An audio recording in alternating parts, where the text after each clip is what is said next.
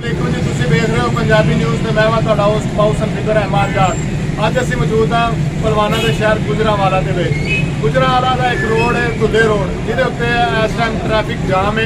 ਅਗਰ ਮੇਰਾ ਤੁਹਾਨੂੰ ਕੈਮਰਾਮੈਨ ਦਿਖਾ ਸਕੇ ਕਿ ਪੂਰੇ ਰੋਡ ਦੇ ਉੱਤੇ ਟ੍ਰੈਫਿਕ ਜਾਮ ਹੈ, ਟ੍ਰੈਫਿਕ ਐਲਕਾਰ ਕੋਈ ਵੀ ਨਜ਼ਰ ਨਹੀਂ ਆ ਰਿਹਾ ਤੇ ਹਰ ਗੁਜ਼ਰਨ ਵਾਲਾ ਰਿਕਸ਼ਾ ਡਰਾਈਵਰ, ਕਾਰ ਵਾਲਾ, ਵੈਗਨ ਵਾਲਾ ਆਪਣੀ ਮਰਜ਼ੀ ਨਾਲ ਜਿਹੜਾ ਵਾ ਉਹ ਇੱਥੋਂ ਗੁਜ਼ਰ ਰਿਹਾ ਹੈ, ਜਿਹਦੀ ਵਜ੍ਹਾ ਤੋਂ ਆਉਣ ਜਾਣ ਵਾਲਿਆਂ ਨੂੰ ਮੁਸੀਬਤ ਤੇ ਪਰੇਸ਼ਾਨੀ ਦਾ ਸਾਹਮਣਾ ਕਰਨਾ ਪੈ ਰਿਹਾ ਹੈ। ਤੇ ਇਸ ਦੀ ਵਜ੍ਹਾ ਦੇ ਮੇਰਾ ਕੈਮਰਾਮੈਨ ਤੁਹਾਨੂੰ ਦਿਖਾ ਸਕੇ ਅਤੇ ਐਂਬੂਲੈਂਸ ਜਿਹੜੀ ਹੈ ਉਹ ਵੀ ਟ੍ਰੈਫਿਕ ਦੇ ਵਿੱਚ ਫਸੀ ਹੋਈ ਹੈ। ਅਗਰ ਅਸੀਂ ਗੱਲ ਕਰੀਏ ਇਸ ਰੋਡ ਦੀ, ਇਸ ਰੋਡ ਦੇ ਉੱਤੇ ਜਿਹੜਾ ਵਾ ਟ੍ਰੈਫਿਕ ਜਿਹੜੀ ਹੈ ਅੱਗੇ ਮੇਨ ਜੀਟੀ ਰੋਡ ਨੂੰ ਮਿਲਵਾਉਂਦੀ ਹੈ ਤੇ ਲੋਕ ਜਿਹੜੇ ਨੇ ਇੱਥੋਂ ਗੁਜ਼ਰ ਕੇ ਤੇ ਮੇਨ ਰੋਡ ਦੇ ਉੱਤੇ ਜਾਂਦੇ ਨੇ। ਇਸ ਟਾਈਮ ਤੱਕ ਕੋਈ ਵੀ ਟ੍ਰੈਫਿਕ ਐਲਕਾਰ ਨਜ਼ਰ ਨਹੀਂ ਆ ਰਿਹਾ। ਟ੍ਰੈਫਿਕ ਐਲਕਾਰਾਂ ਦੀ ਨਾ ਦੀ ਵਜ੍ਹਾ ਤੋਂ ਗੱਡੀਆਂ ਦੀ ਲੰਬੀ ਕਤਾਰਾਂ ਲੱਗ ਚੁੱਕੀਆਂ ਨੇ।